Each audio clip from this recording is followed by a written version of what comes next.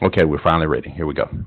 All right, this is the webinar for how to register your business for government contracting. This is the entire process. I think I got it scheduled hour and a half, but it shouldn't take that long. And so, if you have any questions, please don't hesitate to type in your questions. Right now, I have everyone on mute, so you won't be able to talk. You won't be able to talk directly to me. So, please type in. The first thing, we're just going to go ahead and jump right onto it. The first thing is the government corporation division. This is at Secretary of State .ga.gov, even though it says ecorp .sos.g up here at the top. That is actually what the site routes out to. So it is not necessarily what you have to type in. You just have to type in sos.ga.gov. Okay, then as you can see, it starts off and it just gives you the four selections: your business search, your online services, and print annual. But what you come down to, I think it's online services, and you see a great end right here. And then next, it takes you over into some general areas where you can see a list of the different services that they offer at the corporations division up here at the top for the Georgia Secretary of State's office. And then right here it says create or register a business. And so you just simply follow that. I know no one's going to probably be able to do this simultaneously. So most of this is just to get you familiar with the process or get you comfortable with the fact once you get out to this website that you can follow through. Create or register a business. Once you select that, it then comes in. It's going to show you the layout of the process: create a business, authorization, review, payment, and then finishing the process. But down below it, it's going to say I'm creating a new domestic business, and here you select domestic business. And for the sake of most people who are going to be in government contracting, it's a LLC. So and you'll see here it'll switch out. Let's see. You're able to select a domestic limited liability company. The name of the company that I was registering at the time was Compass Aim Global Management. So from here, you just put in a requested business name, and then it says your name must contain proper information, abbreviation LLC, and so on, as it shows here, limited, different abbreviations. They used to not have all these a couple of years ago, so it took me a second to kind of get used to the fact that they've added all those extra benefits, I guess. So now it kind of go past that note. You then come back and just make sure you got all the information selected right in your name. And as you can see on the screen, they've got areas down here for the NAICS codes already. One of the very first things you have to do when you start becoming a government contractor is to get the NAICS codes set up. And so down here at the bottom, I can't remember whether we did those early or not. Well, I did. I selected my primary NAICS code as professional or scientific technical services. You can find your NAICS codes and I will show you. You can find your NAICS codes if you go online and you simply Google NAICS codes and census.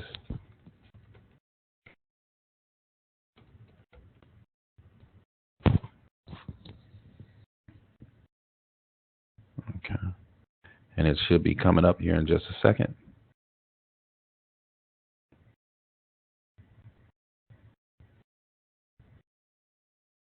Okay, my internet connection moving a little slow. All right, so NAICS code census.gov. The NAICS codes are associated with the IRS and government and everything. So right here, I'm going to say 2012 NAICS codes. They have not been changed, at least that's from my understanding of, since 2012. And so they're going to give you a list of the top 20, of the 20 primary NAICS codes here. And so I selected 54, which is professional, scientific, and technical services for the sake of my company. Now, a lot of this, I was just filling out information. I was filling out information just to get through the process. I figured if there's any serious changes I need to make later, that I'll make those changes later. Okay. All right. Let me get back to the PowerPoint. I turned the whole exercise into a PowerPoint, so that's what we're doing here. We're kind of moving through the PowerPoint. So again, I selected my primary next code here, and then and the subcode was management, so I got 5454168. Put in my street address.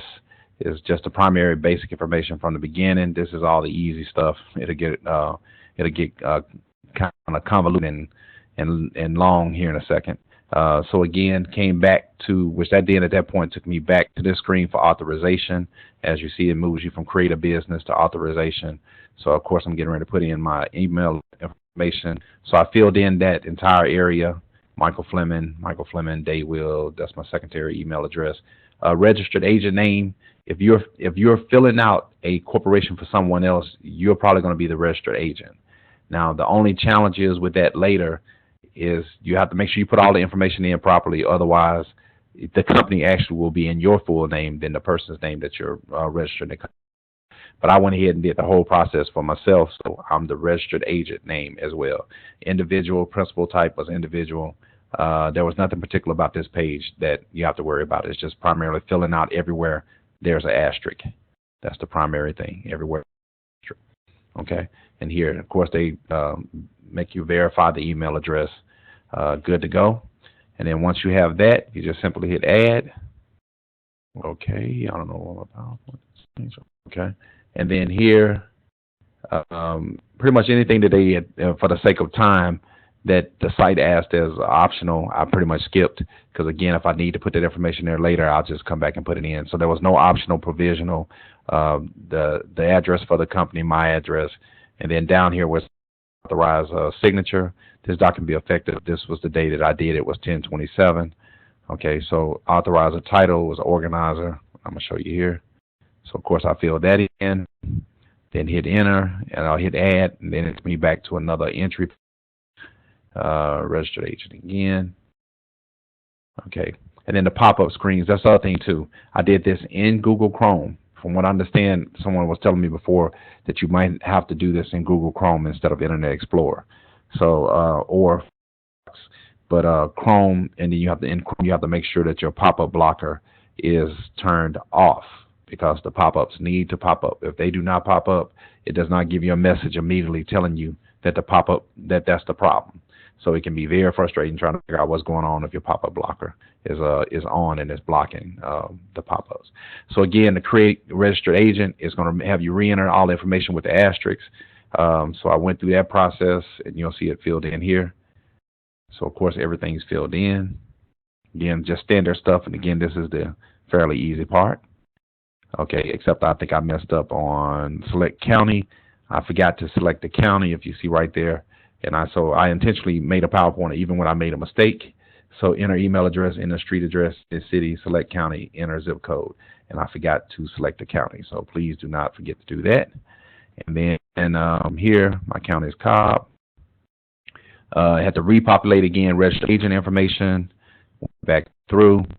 It tried to find or someone that thought was me. I was not in the record, so I had to, and it's going to do that. It's going to, if it sees your name similar to someone else, it's actually trying to save you some work. But obviously those are not me, so I then hit cancel. I went back and said create registered agent. It started populating in all my information. So from here, let's see. It then took me into the review of the data that I just put in.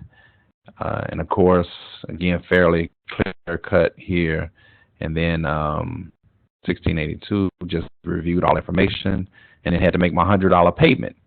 Now, my understanding was if I made a $100 payment, then it would be back within 2 days. It wasn't until I went back through this, because I had someone else do it for me the first time, and $200 to have it expedited. But if you pay $100, it's going to take at least a week for them to confirm your company's name.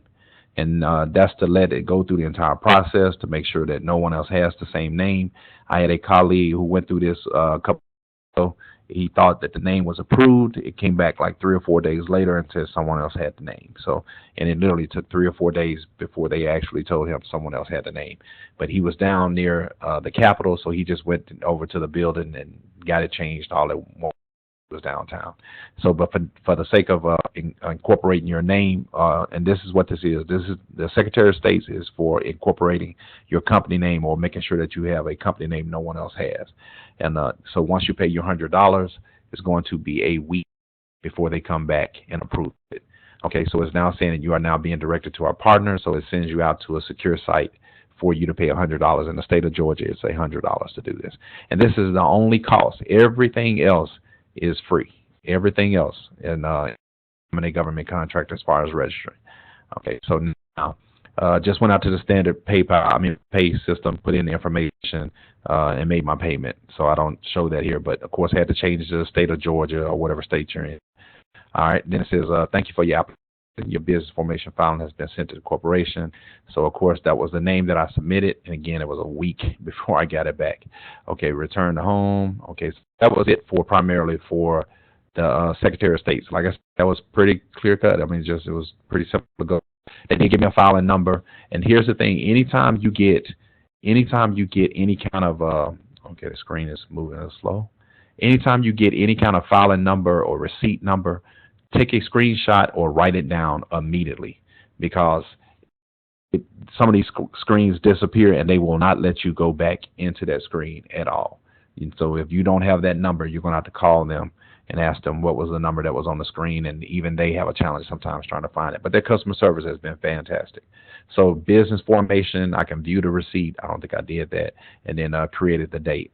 And again, at the time, I was thinking, oh, I'm going to have my name back in 2 days. Nope. I found out the next couple of days it was a week.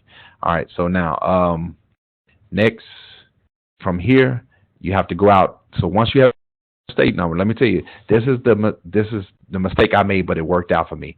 I immediately went out and got my EIN number. But technically, you should wait that week to make sure your name has gone through, because if you get the EIN number before you get the IRS may give you the EIN number before the name is approved. So you then have to go back and change it in both the state and the IRS and all that stuff. So you're going to create some more work for you. So there's no way around it. This is at least a week-long process, just simply because we have to wait on all the other outside entities to respond by themselves. But once it's ready to eat, you pretty much get it as soon as you finish it happens fairly quickly. We'll just go through it. Okay. So here we are. We just went through the Secretary of State. For those that are just joining, I'm recording this. It's my first time using Join Me, so I'm assuming it's recording everything that I'm saying and everything I'm doing. So hopefully we'll be able to post this somewhere for people to see this. So here, let's see. From here. Okay, yeah, I just went out to irs.gov, and then from irs.gov, it is going to take you into, well, just kind of the whole screen looks like. Down at the bottom, determine your eligibility, understand the online application, submit your application for the EIN. I'll show you how I got to that again. Where is it at? Apply for, and it's under tools. Apply for an employer ID number. And it's, again, if you determine that you need an employee ID number, just click there. This is on irs.gov under tools. And then from here, it's going to give you the basic outline. And then, of course, apply online. This was pretty clear cut, too. It's once you get to DUNN, I was just going to kind of challenge you, but we'll go ahead and go through all of this. Of course, here, apply online. It's going to give you the little security message that, of course, that, I for the most part all the time. So I hit OK. And from there, just simply start the process of begin the application. And then here, I selected the LLC. And of course, that's the good thing about this. They really want you to understand what it is that you're selecting. So there's always these dialog boxes or the little pop-up boxes. Again, you got to have your pop-up blocker off so that you can, so that these pop-ups can pop up. And then also, calling these agencies, they do a fantastic job. If for some reason you get stuck, all these agencies have great customer service. The state office, the IRS, SAM, DUNN. It seems like everybody I talked to has been well trained and had a bad experience yet. So the LLC, from here, well, I went ahead and show what the options are, just in case someone's like an LLC. You actually can do this as a sole proprietor. we wouldn't suggest it simply because of the liability that's in place. The whole point of having a corporation is to have a shell of liability between you and your customer. So, so that the obligation is to the company and not to you. So, but again, I showed each one of the pop-ups to show what the options are. And so if you get this, want to look at this later, you'll have a chance to read and see which one probably is best for you. But we pretty much recommend LLC. All right, so corporation, from here, the estate, the trust, each one of the pop-ups went there. And then I just simply start continuing through the process. Hit continue. Member, okay, explains the vocabulary of what a member is, what it is to be incorporated, your articles on incorporation, all types of other organizations and structures. I didn't know there was this many, but I figured I'd do a screenshot of it as well. Okay. And hopefully by the end of next year, we'll need all of those. All of us have a lot of contracts. Okay, so of course from there, I selected my state. And well, first of all, how many members are in the LLC? For me right now, it's just myself. So I said 1. I selected the state, Georgia. And then, and of course, it goes into the entry box. And then, of course, hitting continue. I didn't see anything pertinent in any of this information that I thought I needed to do any extra steps. So I hit continue. Choose one reason that best describes why you're applying for your EIN. And, of course, starting a new business, and then from there, please tell us about the responsible party. Of course, I'm giving them my information as being the responsible party. It's the same as being the registered agent, and I'm going to choose one. I'm the owner member of the managing member of the LLC. So you'll see me populate all that here. Okay, so it's going to say the SSS or TIN number, the individual taxpayer identification number. That will come up later. But I think for now, I did put in my Social Security number. Okay. All right, and then from here, again, just hitting continue. I'll make sure. Hitting continue. What is the LLC physically located? I put the street address for the business and phone number, again, paying attention to all the asterisks. Do you have an address from different than above? No. And hit continue. Again, this is all fairly just straight through and the easier parts, but we're going to get to the stuff that's more strenuous. Okay, so the Compass AIM Global was the company. The trade name, I put the same thing, county, state territory, Georgia, state territory, Georgia again. Start date, I put October was when I originally did this, so I put October 2015. All right, same here, a lot of no's. On a highway motor vehicle with a taxable growth, nope, I don't do any transportation. Gambling or wagering, no. Form 720, does your business sell or manufacture? No. Alcohol. Do you have or do you expect to have employees? I did say yes to this, about it within the next 12 months. So I'm not sure exactly where that's going to put me tax-wise in the next year, but I do anticipate having employees, so I said yes. And I hit continue. What is the first date wages or notice? Anticipating second quarter of next, and so I put May. I originally put May 2015. I put the wrong thing, so I had to go back and put in 2016. Number of agriculture employees, number of other employees, at least one other employee between now and that time period. Do you expect? Liability. I said no. To be $1,000 or less for the calendar year. I'm expecting that we're going to be paying a lot of money, so I said no. By selecting yes, you are elected to file an annual employment tax return. Okay, so then hit continue again. Okay, and let me see. From here, what does your business or organization do? And I picked, I think it's further down. I pick other.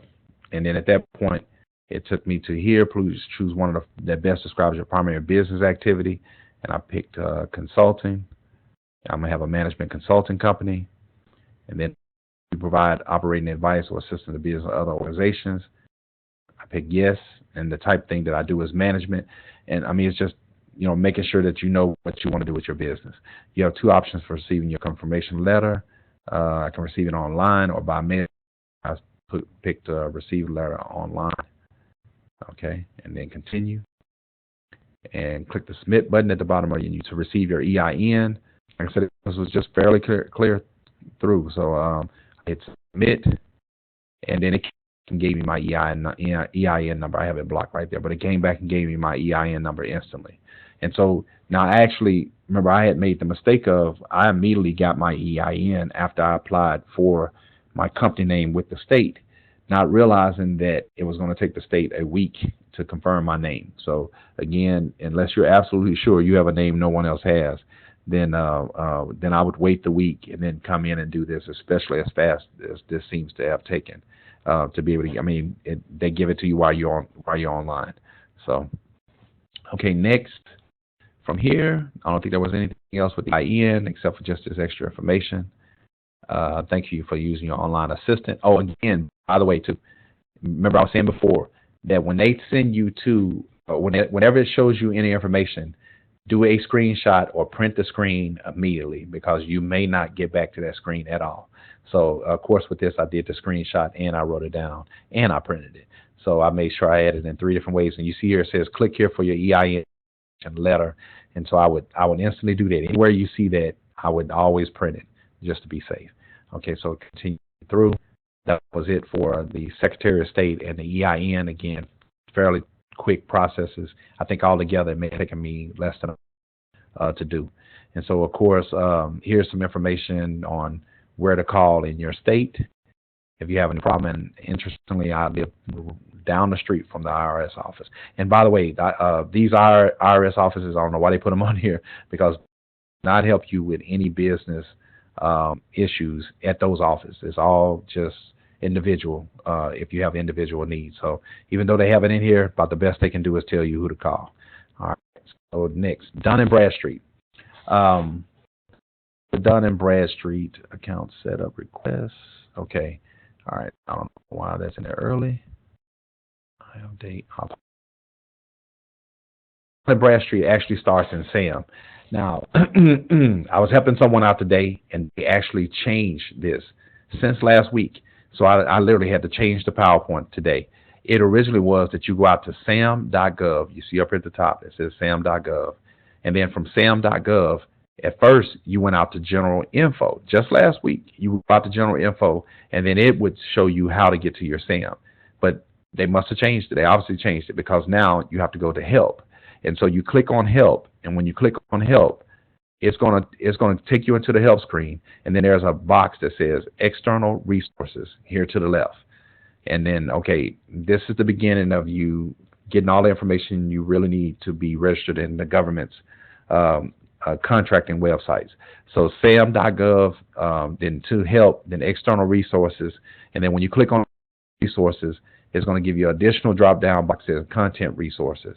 From content resources, it's then going to give you a list of resources here. And then here it says request a DUNS number. This is where you get your DUNS number for free.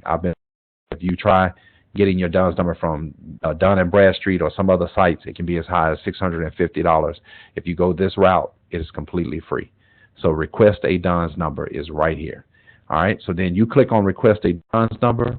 It will take you out to DNB, fedgov.dnb.com. You probably can go straight out to that website. I've never tried it. I've always gone through SAM to do it just to make sure. And like I said, I'm glad I did it this time today, because didn't know they changed it. So that means we probably going to have to check this every month or so to see whether it's still the same. All right, so click here. It starts the process once you're out on the Dun and Bradstreet site. Click here to request your DUNS number via the web. And this is fairly quick too. So of course, you click there. Once you click there, it is going to route you around. I kept this in the PowerPoint. This is actually what it originally looked like in case they switched it back. You could click on general info. Then general info had external resources. Then it had content resources. And then it had the list of the content resources. And you clicked on request DUNS. So they just moved it over to the help button. Hopefully it stays that way. All right, so now, then once you click here to request a DUNS number via the web, it will take you in and ask you what country, And the good thing about it, that automatically, this is a way of getting people to understand that government contracting is everywhere in the world. Because I mean, the fact that where there's pretty much probably Dunn and Bradstreet information, there's a government contract. So U.S. United States of America, select that fairly obvious there, and then and it takes you into this thing where you have to do the I update. So my understanding is first you have to personally register in Dun and Bradstreet, then you have to register the company in Dun and Bradstreet. So it says to the government I update, and that's another reason why I go through SAM. I don't want to make sure that I miss having this, that this follows the government's format. So continue to government update. You click on it. And then it's asked for the business name. First thing they're going to do is similar to what the Secretary of State's website did, is they're going to try to check and see if you already have applied before or if there's someone else who has the same name. So you type in your business name, the city, and the state, and you'll see here. Of course, that's what I did. I put in my company, put in the city, put in the state, and then what it's going to do over here to the right is going to try to see if there's anyone with that name, and there isn't. That was about the closest name. That was the closest name to my name. And so the global property management was not my.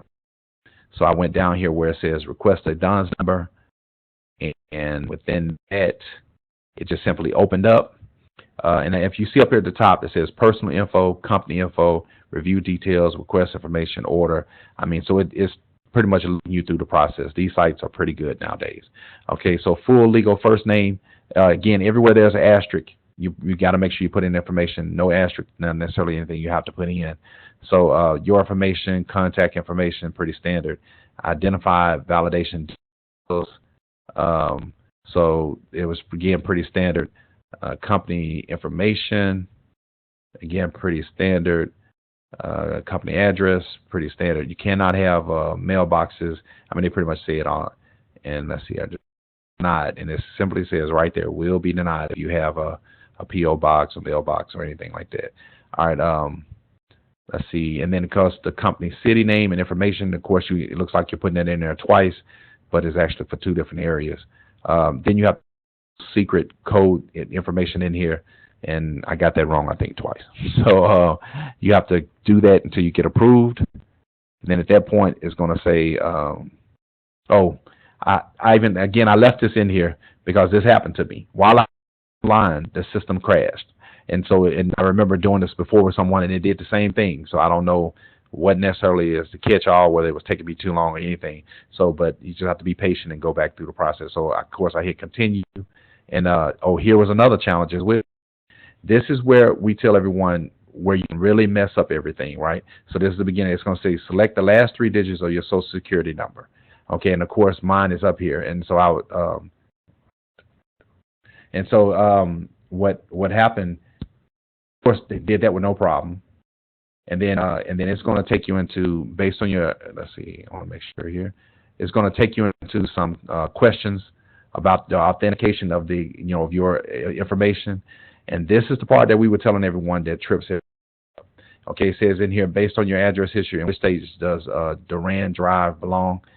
I had forgot that. That's something from 20 years or more ago that I barely remember even using. I was almost a teenager. And so I said none of the above. Should have known better, because it's exactly what we warned everybody else about. I should have put in Tennessee. I did not. So the system actually kicked me out. I had to call Dun and Bradstreet, and this is the thing that they're saying, that if you do not select the information properly, they're saying call them immediately, because if you wait to call, they're going to then make you fill out paperwork that's going to take 10 days to actually do. So of course I filled out all the rest of the information right, but I obviously filled out this top information wrong, and so that actually kicked me out of the system. And I'll show you. It says authentication failed. So my initial authentication failed, even though I had been warning everybody else. I just went through it quick because I had not remembered that name in years, and it was different than what I had seen before. And so again, keep all your reference numbers or do a screenshot, just as I was saying, and that's going to be important too, because when you call them, they're going to ask for that reference number. So again, anytime a reference number or authorization number or or approval number or information comes up, please write that information down or do a screenshot. All right, so continue. I called the phone number. I got lucky. When I called them, they said, okay, you called us in time. We'll fix it. They sent me the DUNN's number the very next day. So, but for the most part, if you'd have gone through this process, it, just like the EIN, it can approve your DUNN's number by itself within 24 hours. Okay, so I think at this point, I remember I'd asked for the IRS to send me, instead of emailing, to send me the information. So the IRS sent me the information saying that I had started the process. Let's see here, log in Sam with the username. Okay, so now and then I went back to at that point my DUNN's, the Secretary of State was done, the IRS was done, and then the Dun and Bradstreet was done. I went back to SAM to start the process of registering in SAM. Actually, I'm showing this all at one time, but this was over the course of a week because I had to wait for the company name to be approved to go back into SAM. Because I rushed it and got lucky with the fact that I had a name that no one else had, then it let me do the EIN and the DUNN's number before the name was even registered. But again, you might want to wait the full week unless you're absolutely sure you have a name that no one else had. But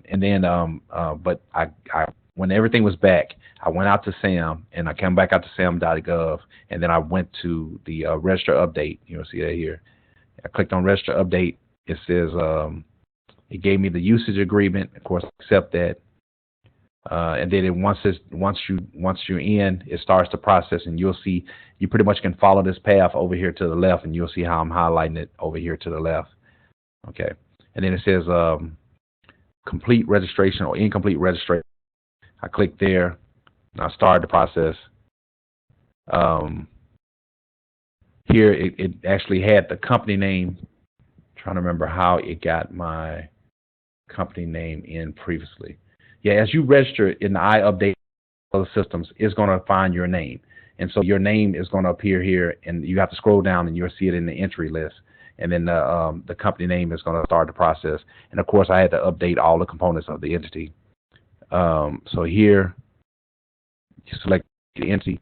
All these things on the side here are going to be all the steps that you've got to take to go through the full registration. Hold on, give me just a second. I'm going to try to see something in the PowerPoint. I'll make sure I didn't skip something. Give me just a second. I want to make sure I didn't skip something in the PowerPoint.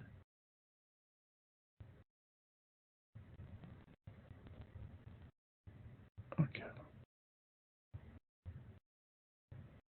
Okay.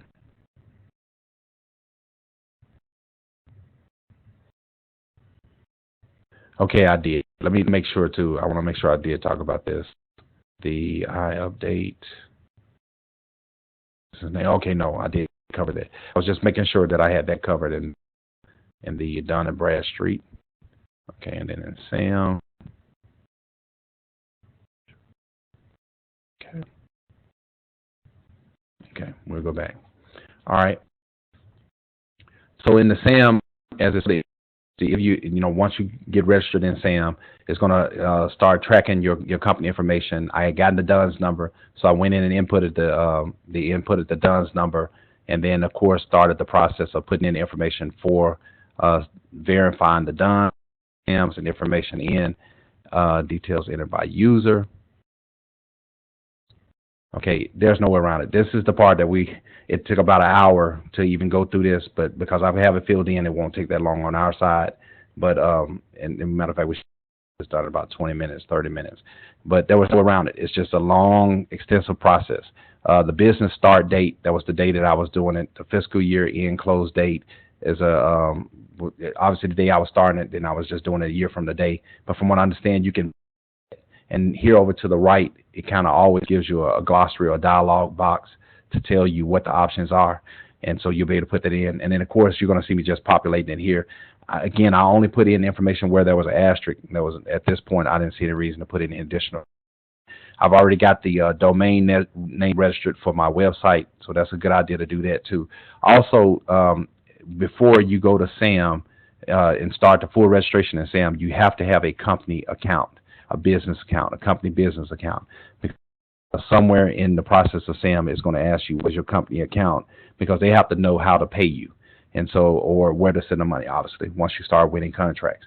So I don't show that in the PowerPoint, but you absolutely got to have a company account. So I put in my company name, I registered the domain. I think I did it at GoDaddy.com. It comes down here and says the TN type at the bottom of this particular screen, which is the tax ID number. I said it's going to be the EIN number. I put in my EIN number, and I just hit save.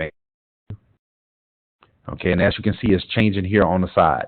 So the IRS consent. So we got verify the DUNS number, the business information, the IRS consent to disclose of tax information. That's just their way of tying your SAM registration, your DUNS registration, and the government's registration all together. So all of it kind of comes together in this one website. Again, all the information where there's asterisks, no problem at all. Oh, here's the other key thing too. If you see anywhere it's asking for the phone number or area code in parentheses, you have to put it in with parentheses as well, and I'll show some of that here in a second too. Okay, so again, all my information in is, and at some point it starts to self-populate, because here it says copy mailing address. It's going to have a couple of entries like that where you don't have to continue typing it in. You just copy the information from the previous area. But be careful with doing that, because a couple of times when I selected the copy mailing address, it only put a portion of the information in. So make sure I can put in all the proper information as well. Okay, so save and continue. Again, we're moving down the left side, cage and in-cage code. At this point, you do not have a cage number. So it says in here, does your entry already have a cage code? No. When it's for the very first time, the cage code is commercial and government entity code. The government is going to recognize you both by your cage code, your DUNS number. I mean, in some places for your EIN number, but primarily your cage number and your DUNS number. Okay, does your entry have a cage number? I said no. And then I started going through that process and just, again, follow through it. Does another entity own or control the entity you're registering? I said no to that as well. Okay, and then I think, let's see, page description. All of this is under the core data area. So that took me that was all I needed to start the cage request, I guess. And then the general information, again, standard stuff going all the way through. You'll see over here at the right, they try to, again, assist you with helping you understand what is it that you're filling in. And I tell you, it's going to get long. There's just pages and pages of information of them trying to help you understand what all these options are, and there are a lot more than I understand at this time. And even some of the things that Paula was like, I don't know why they're asking for that. But you got the country or corporation, and of course, just standard information. Company asterisk, if you know you have a top secret clearance or expect to have one, I think that may change what your options are in here. I do not, so I did not select those. Okay. Highest employee security level, I did not currently. I was in the military, but I don't currently have one, so I said NA to that as well. A limited liability company, corporate entity, not tax exempt. It's going to ask you, are you tax exempt? And of course, for-profit businesses, so we're not tax exempt. What is your organization's profit structure? We're for-profit. Here it's going to give you the option. This is like between being a non-profit and a for-profit. Down here, I love this part of it, because this is the beginning of how they identify you as a minority-owned business or a woman-owned business or a veteran-owned business. This is the area that Paula calls the self-certify. When you're in this area, you're able to.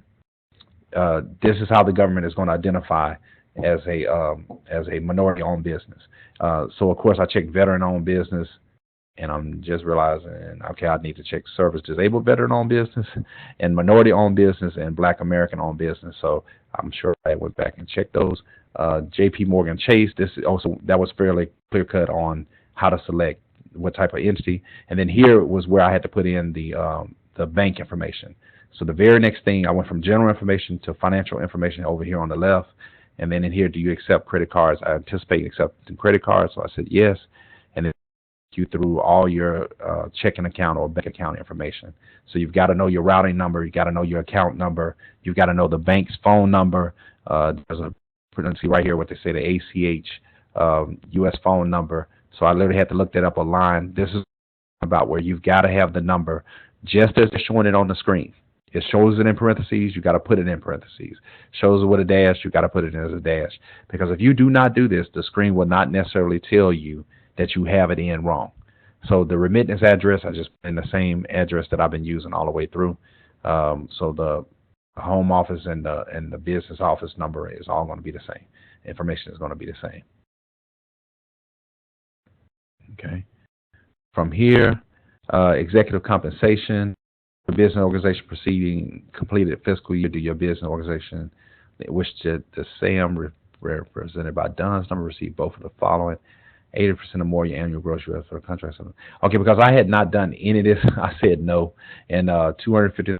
This hopefully will be a problem next year after we win a bunch of contracts. But for now, I said no to executive compensation. And then pretty much everything else was not applicable. There's no way around it. It's probably going to be different for different people, but I think the majority of people will probably have the same in this area, because all of us, if you're just starting a brand new business, and I have a business, but I'm starting a brand new contracting business. So that's why you're seeing this for my process as well. All right, so again, the preceding questions, no around. Again, I'm going through it quick, but all of this stuff, I took my time and was trying to read as much of it as possible. But for the most part, has been pretty standard, even when I've helped other people. So I just kind of went through that. The preceding questions led to the information opt-out. Here I authorize these information to be displayed in SAM's public search. Policy that is very key that you say that you authorize it, because this is how the government agencies find you. This is how buyers or government buyers can find you as well. So you want to make sure that I authorize instead of I do not. So select I authorize my entity to be displayed in SAM's public search. Okay, again, save and continue. Now it says review the core data. So all that information we filled out prior to now, which if you go through it, you're probably 30, 40 minutes into it. And then now here's review. It's just going to start reviewing all the data that you put in. So that's what you're seeing here on the screen as a review of the data that you submitted. Okay, information opt-out, it even shows that. And then, of course, save and continue. All right, assertions. Now, the assertions, there was no way around it. This is the beginning of putting in your NAICS codes. So really, you should have all the NAICS codes that you're interested in. You really should have those from the very beginning. I said that when I was showing you the Secretary of State's office, even though it was kind of showing you what is your primary NAICS code. But here, it's an opportunity to put in all the NAICS codes that you want to put in. I'm not sure if it's on this page, but there's somewhere in here that it says that you can put up to and of course, I did not put 100. I think I put 20. But the easiest way to get your NAICS code is to go out to Google, and I'll show you here. Let me go ahead and do that. I think I got a screen capture of it, but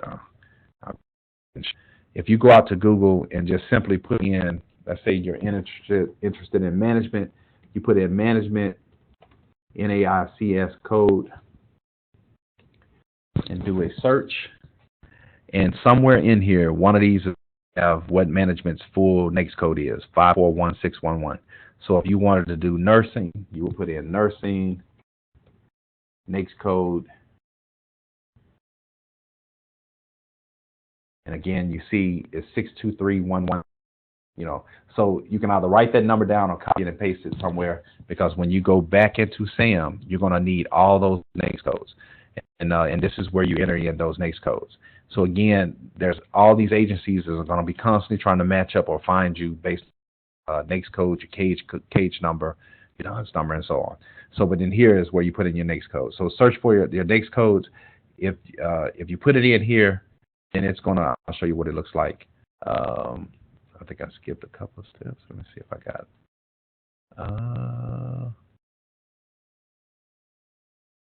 okay.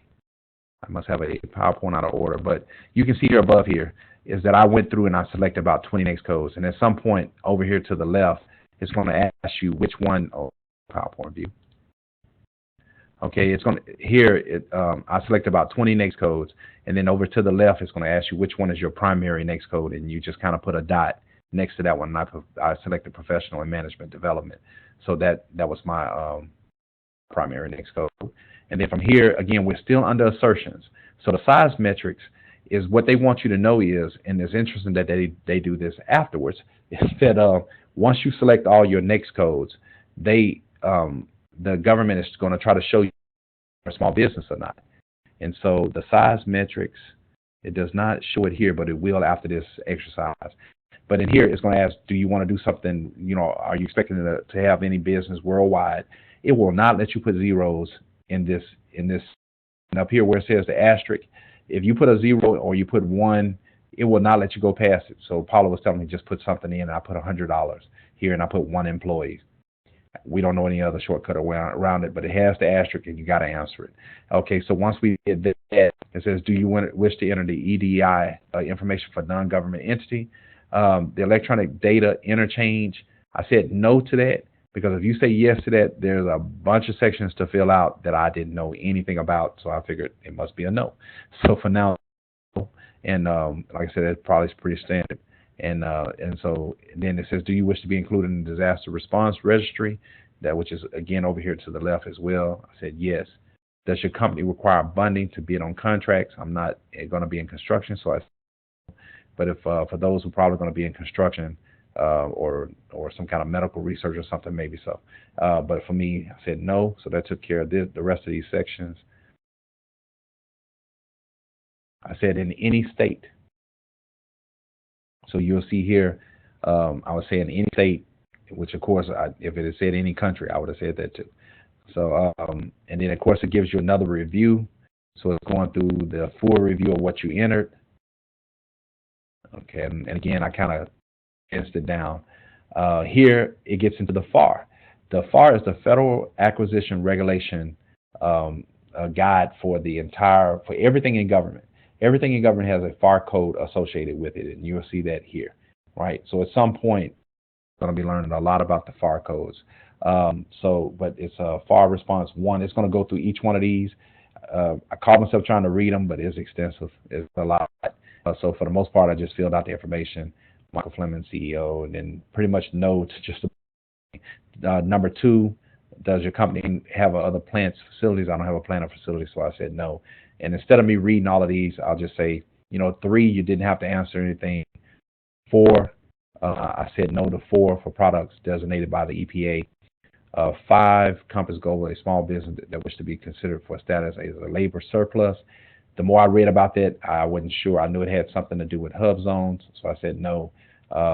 6, company AIM is owned or controlled by a common parent. I said no. No other company owns this company. And then I kind of skipped some steps, but pretty much everything else was no or none. And then came down to 15, no as well. And then, of course, just hit enter. Our records indicate that Compass AIM has selected the number 16 entity type for FAR. In the background, it figured out what FAR codes, I guess, are associated with what I was trying to do. It said, are you a small disadvantaged business? Yes, I am. Compass AIM Global. And, of course, just again, questions before this, I said no. 23, I said Compass has had no previous contracts at this point, so I selected that in 23. 24, again, I say no, and then everything else was not applicable. Okay. And again, I'm condensing this down, but about an hour. Does Compass AIM Global provide services as described in the FAR? I looked at those. No, those are not things that I think they were all military based. Those are not things I'm currently doing or expect to be doing anytime soon. And not applicable, and then a bunch of notes. All the way up to 28. That's pretty steady. Everyone that I've helped with the registration on 29, not sure where it generates these NAICS codes from, but those NAICS codes have come up. And so I have not seen anybody who has had those selected. So at some point, we'll probably know a lot more about those. Of course, save and continue. This is the architect and engineer response. That's what 29, I'm assuming that's what 29 is under. And don't have anyone on my team. Hopefully we will. Let's see. Defense response, a lot of DOD stuff. Some of these things I tried to say yes to, but I think I went back and said no. But of course, I want to have DOD contracts, so I said yes to that. And then, which is 30, Compass AIM Global anticipate that supplies will be transported by sea, not within the next year. I like logistics, but hopefully that'll be the next couple of years. And then, of course, 34 no, 35 no, 36 no, 37 no.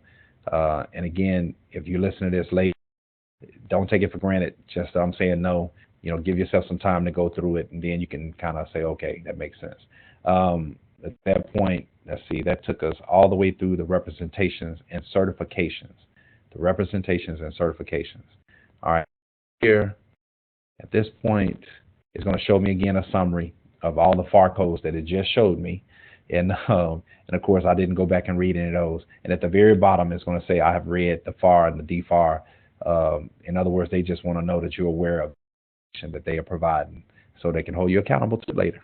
All right, so from there, of course, I selected I have read it. I pretty much glanced at just about all of them. And then here, the point of contact information. The one good thing about this is you fill it out once and then it copies and pastes it into a lot of the other areas, so you don't have to keep just filling in the information. So I filled out the top accounts receivable, point of contact, myself, and then as I went through it and just again did everywhere there was an asterisk. Excuse me. And that was pretty standard. I didn't need to add any optional person right now, so I didn't. Now this is where it gets interesting. After you finish the point of contact, the small business certification, this is pretty much the end of the SAM registration, the initial SAM registration. This is just to get you in their system to help you get prepared to get a cage number. You have not gotten your cage to this point. So there's nothing to tell you that tells you this is the end of the process. This is actually just one stage of the process. So when you come into the small business certification, and if you were to hit save and continue right now, it technically would say, okay, you're, great job, and we'll let you know what the next steps are. But over here to the right, it has register or update SBA profile. So I think initially I clicked on that, which is what you're going to see next.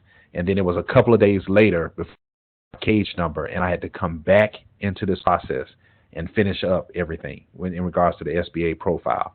So, okay, I'm going to show you here. So it skips over from the register or update SBA profile, and it sends you into dynamic small business search area. Or this is actually, which is a good thing, because Paula was asking, she was like, when you register in SAM, does it automatically register you in the Small Business Administration?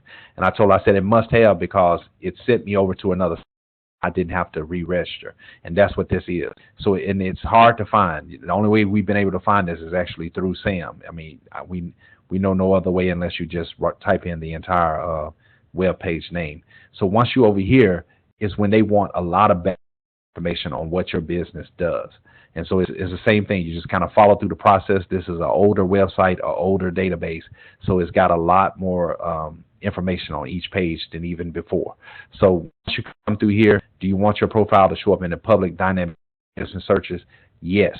This again is where Paula is like, you got to say yes to this if you want the government to be able to find you. And of course, all the previous NAICS codes that I put into SAM showed up here. I did not have to retype those. And next to each one, they show what is necessary for me to be a small business. So to give you an idea, 541519 is a NAICS code.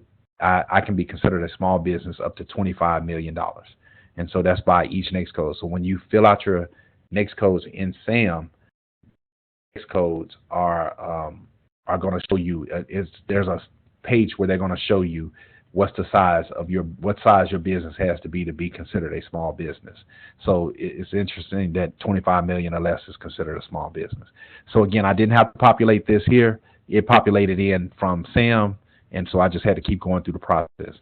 And then, okay, here, and I clipped it off just a little bit, but up here at the top, it asked me what are some of the, skills that we have in the business, and that's what I had to type in up here at the top. And of course, I had to put in the certifier name and the certification date, which, remember, again, this was a week later. So that's why you see the changes in the date from 10/27 to 11/05. And again, I'm showing you all this in one stream to wait for the company name to be approved. And as a matter of fact, that's how the company name showed up in the SAM website. And then, of course, Here's something that's interesting too. If you hit save, it does not necessarily go to what's next. So you want to hit save and next.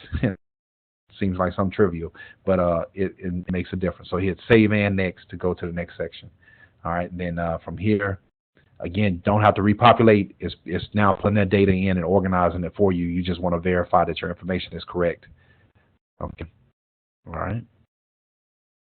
Whoa. All right, and then from here, my company website is verified, registered in SAM, and it automatically said no because at this point I did not have a cage number, remember? And so it's saying you're not registered in SAM, you're not HubZone, and so on and so on, not 8A. So not even a SDB yet, small disadvantaged business. All right, so now from here, no DBA certifications. Okay, and then from here, owner, other certification, principal, only one person for now. I do have a Microsoft Certified Professional certificate, so I put that in. But you'll see up here they ask for the different certifications that you may have. Put those in here. All right. Again, pretty standard stuff. Save and next. Save next. And now the capabilities narrative. This is a basic summary that I had of the company, and so I put these in here and copied and pasted. If you do not have a summary of what your company is going to be and do, I would suggest typing that up, and it's the equivalent of your executive summary for your company. And so you can just copy and paste that in here once you have that ready. Of course, no construction, at least for me, so I didn't have information I had to fill out. Okay. Not any quality assurance or ISO information, didn't have any of that, so I didn't have to fill that out. Save and next. But again, there's no asterisks on any of this stuff, so I was thinking that just for the sake of speed, just to get through it. Oh, here's the key part. It says percentage of your business type. I did say 40% I'm intending to have for research and development, 60% for services. And I thought about putting in construction because I do know some people in construction, but I was like, no, I'm just going to skip past that for now. Let's see. I did like this section. And here's other websites. It's not showing you that you're going from one section to the next other than the headings up here. So you're in the export profile here.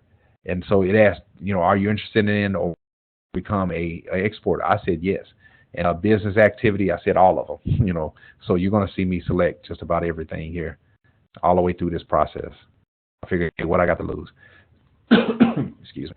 And then, of course, I picked all the countries in the Caribbean. I tried to pick all of those, a bunch of countries in Africa and a bunch of countries in India. I figured, hey, I might as well keep my options open. Government contracts are anywhere in the world. So export objective, global market growth, is I want to grow my company in every market. So those are selected there. Okay. And again, save next. Had to put in information again. I'm telling you, this was an hour and a half long process just by itself. Compass Aim Global, the company name. There was no additional information I needed to put in at this point, so I just hit save and next on that. And then, of course, it says I've reached the end. There didn't seem to be any new information I needed to put in. So within 24 to 48 hours, I think I got my cage number back. I think that's what's okay. So I closed out. Let me get it out of here. Okay, and so once I got my cage number, I went back to SAM. Okay, it just shows you the review print summary. Okay, let me show you here. It says you completed the registration. Actually, after I left the SBA page, it came back, and this is what I was talking about earlier. It says you completed the registration of your entity, which sounds like, wow, I'm done. No, you're not. You're not done until you get your cage number, and then you have to come back in and actually finish out the registration, and then that's what I'll show now, and that's what we're end on. Okay, so from here, it even showed me I have a DUNS number, my company name, status, and you see right here it says registration status submitted. Registration is pending cage validation. Registration passed the IRS consent validation. So it had remember I waited a week. It had approved my state name, my IRS EIN, and the DUNS number, but I did not have a cage number. Okay, so once the cage information came back, I got an email within a day. I think I'm trying to see if it shows it on here. No, I think it was within 24 hours or 48 hours, actually. I was surprised how fast it came back. So it says, congratulations. It says you now have all the information. And it says, go back out. Yeah, it go back out to the site. So I had to go back out to Sam, and it's telling me here, we're getting ready to give you all your information, and I had to go back out to Sam. Okay, and where did I put it? And I apologize. Let me see. Where did I put it? Oh my goodness. Did I, give me just a second. I'm gonna find it. Find it for you. Okay, I might have put it out of order. Hold on, give me just a second. Let me find it.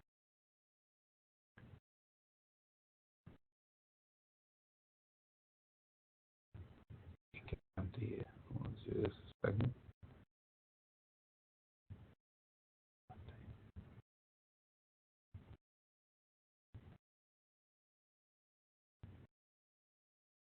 Okay, give me just a second. I'm gonna find that for you. Um, wow. Thought I had it in the PowerPoint, in the same PowerPoint. Just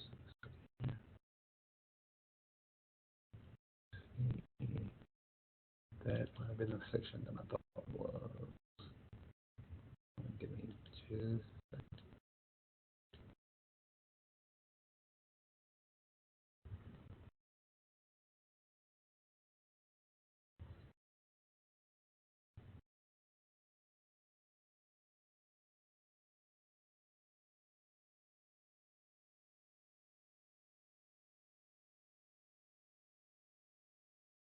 Okay, hold on, give me just a second. Let me find it for you.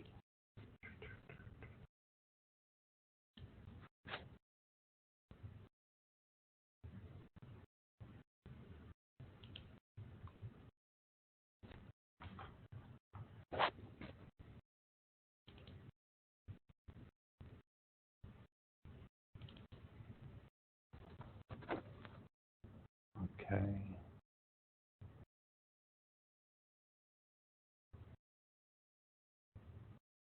Oh wow. What did I do? I put it. I do apologize. Let's see.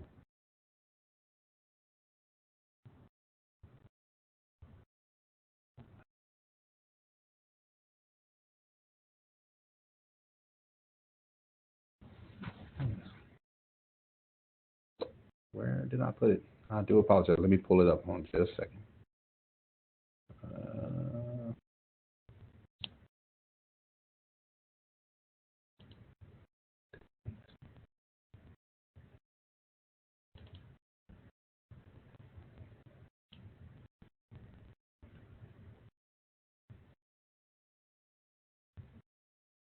Just a second. Let me pull it up for you.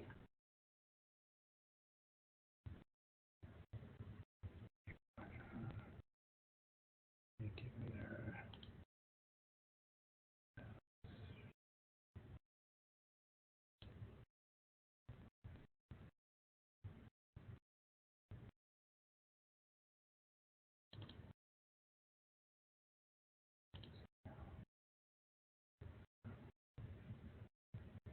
Street. Give me just a second. I'm gonna find the final file.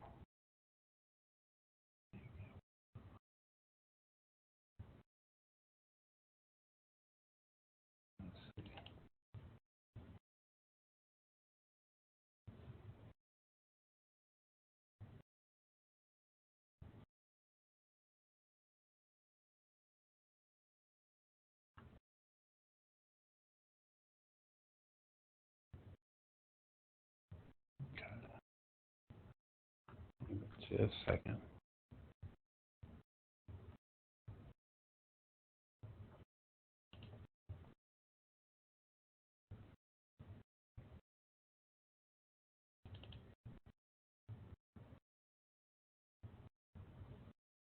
Okay.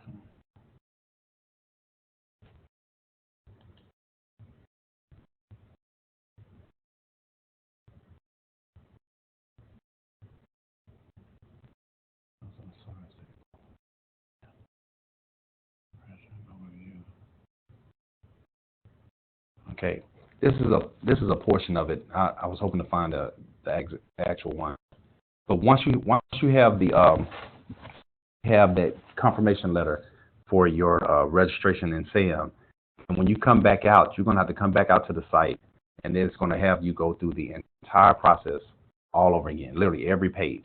And so it's going to have you re-verify all your information, and that's what a lot of these asterisks and everything that are coming up. But go back out to SAM, and then it's going to go in, and it's going to make sure that, and I want to try to see if I can find the exact component. Confirmation, create recent email. Okay, here's the email, username, global. Okay, password. On just a second. Yep, overview. Continue. Table. Let me find. I may have just put them out of order. Let's see.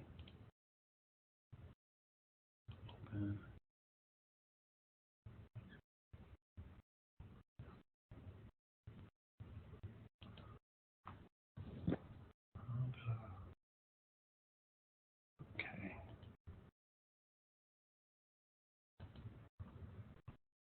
So let's skip past them somehow. Let me see.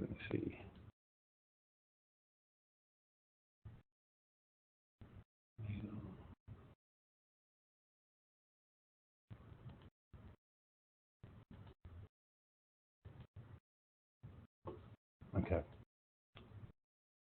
Yeah, I do apologize. I've put them out of order. I mean, I've misplaced it. I thought I had it all one PowerPoint.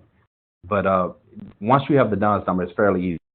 There's not anything particular when you go back in that you've got to do different than what you've done before.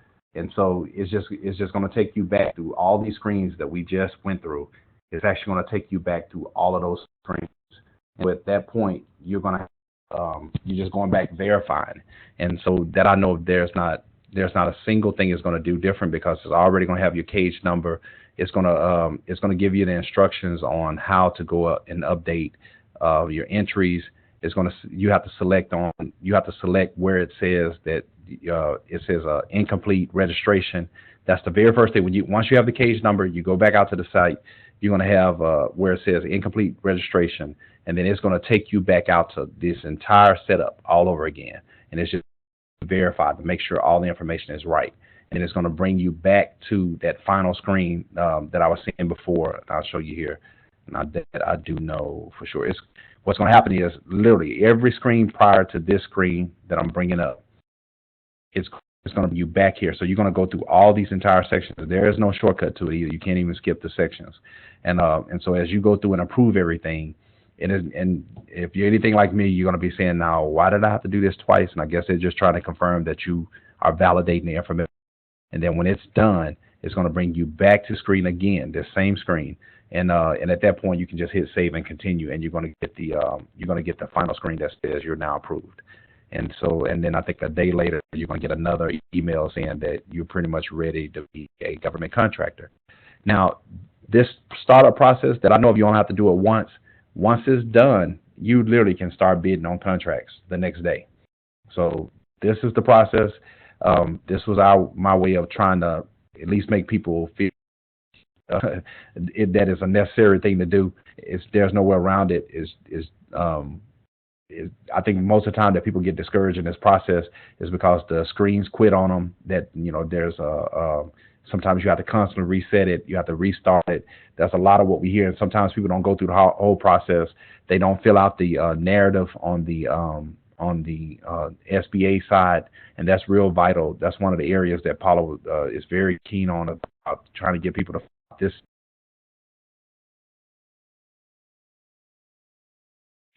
company narrative. So it's about 8:18. Even if I had the other slides, it wouldn't have taken that long to actually go through them. But this area in here, that's what I was talking about. You can kind of see a portion of it, but put in your company description, and then when you come in to where it says you want to at least put some primary information in here. It may be even worth it to research other companies' narratives through this system, and then that are similar to yours, and kind of your background or describe your background similar to someone else who has the same NAICS codes that you have. Okay. I appreciate y'all patient with me on this. This is the first time I've done this on Join Me. So if you have any questions, I know I kind of went through it quick. I'm recording it. I'm assuming that it saves not just the audio, but what I've done with the mouse too. So I'll talk to Paula on how I can post this up, and I may do this again. Either may even do it tomorrow, but may do this again tomorrow, or maybe and definitely we'll try it again next week as well. Any questions? Okay. I appreciate y'all patience. Have a good night. Thank you.